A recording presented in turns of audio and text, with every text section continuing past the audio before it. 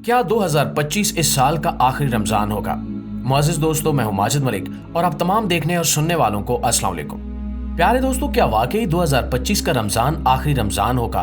क्या इसके बाद दुनिया का खात्मा हो जाएगा?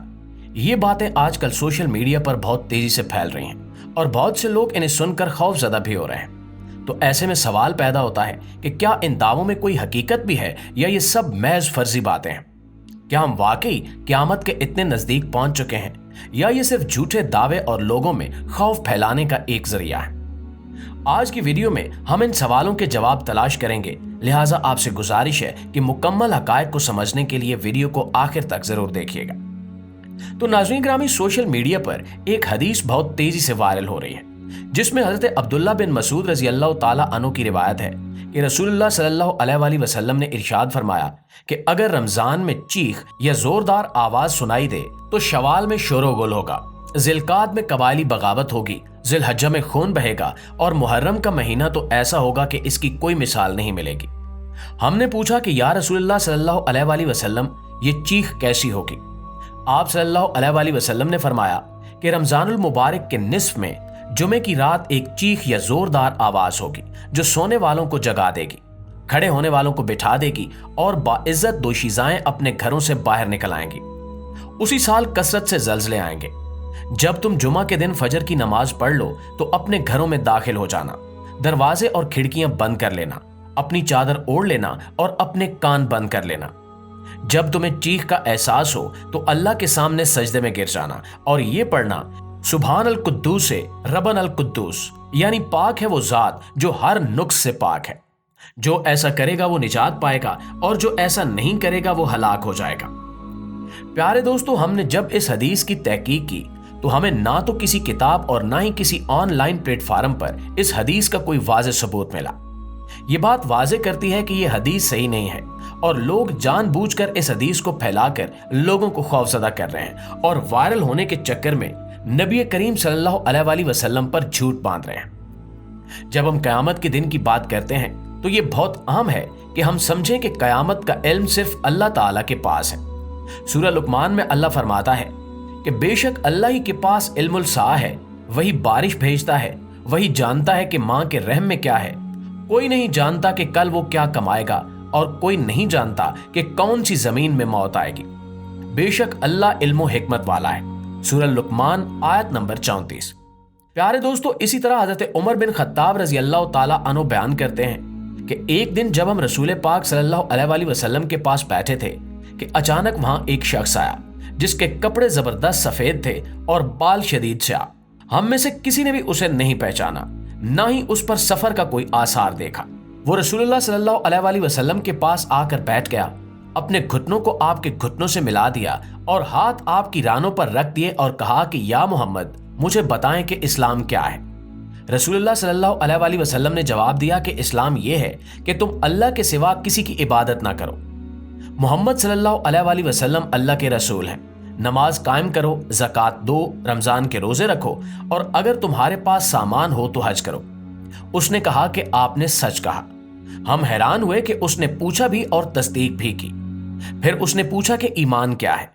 आप सल्लल्लाहु अलैहि वसल्लम ने फरमाया, ये कि तुम अल्लाह, उसके फरिश्तों, उसकी किताबों, उसके रसूलों, आखिरत के दिन और तकदीर खैर और शर अल्लाह ताला की तरफ से है, इस पर ईमान लाओ। उसने कहा कि आपने सच कहा। फिर उसने पूछा कि एहसान क्या है? आप सल्लल्लाहु अलैहि वसल्लम ने फरमाया, ये कि तुम अल्लाह की इबादत ऐसे करो जैसे तुम उसे देख रहे हो, हालांकि तुम उसे नहीं देखते लेकिन वो तुम्हें देख रहा है। फिर उसने पूछा कि कयामत कब आएगी? आप सल्लल्लाहु अलैहि वसल्लम ने फरमाया कि इसके बारे में पूछने वाला इससे ज्यादा नहीं जानता जितना पूछा जा रहा है, यानी कयामत के वक्त का इल्म मुझे नहीं पता। फिर उसने पूछा कि इसकी निशानियां बताएं। आप सल्लल्लाहु अलैहि वसल्लम ने कहा, जब लौंडी अपने मालिक को जन्म दे और जब तुम देखो कि नंगे नंग धड़ंग भूखे चरवाहे बुलंदो बाला इमारतें बना रहे हों। हजरत उमर कहते हैं कि फिर वो शख्स चला गया और मैंने कुछ देर तक इंतजार किया। फिर आप सल्लल्लाहु अलैहि वसल्लम ने मुझसे कहा कि उमर, क्या तुम जानते हो कि सवाल करने वाला कौन था? मैंने कहा कि अल्लाह और उसका रसूल ही बेहतर जानते हैं। आप सल्लल्लाहु अलैहि वसल्लम ने फरमाया कि ये जिब्रील थे, वो तुम्हें तुम्हारे दीन की तालीम देने आए थे। प्यारे दोस्तों, ये हदीस सही मुस्लिम और सही बुखारी दोनों में मौजूद है और इस्लाम के बुनियादी असूलों की वजाहत करती है और हमें ये बताती है कि कयामत के वक्त का इल्म आप सल्लल्लाहु अलैहि वसल्लम के पास भी नहीं था, लेकिन कयामत की निशानियों का आगाज आपकी आमद के साथ ही हो गया था। आप सल्लल्लाहु अलैहि वसल्लम ने अपनी शहादत और बीच की उंगली को एक साथ मिलाकर फरमाया कि मैं और कयामत इस तरह भेजे गए हैं। इसका मतलब ये था कि आप सल्लल्लाहु अलैहि वसल्लम के बाद कयामत का वक्त बहुत ज्यादा दूर नहीं है। एक और बड़ी निशानी चांद का 2 टुकड़े होना था, जो रसूलुल्लाह सल्लल्लाहु अलैहि वसल्लम के दौर में ही मक्का के कुफार के लिए एक मौजे के तौर पर जाहिर हो चुका है। ये कुरान में भी जिक्र किया गया है। सूरह अल कमर में इरशाद बारी ताला है कि कयामत करीब आ चुकी और चांद 2 टुकड़े हो चुका। इसके बाद नबी करीम सल्लल्लाहु अलैहि वसल्लम ने फरमाया कि कयामत से पहले झूठे नबियों की कसरत होगी और 30 दजाल आएंगे जो नबूवत का दावा करेंगे। अगर हम तारीख पर नजर डालें तो मसीलमा कज़ाब, तला बिन खुवैल्द और मुख्तार सकवी जैसे कई झूठे मुदय्याने नबूवत आ चुके हैं, लेकिन अब तो ऐसे फितने खुलकर सामने आ रहे हैं जहां लोग खुल्लम खुल्ला नबूवत का झूठा दावा कर रहे हैं।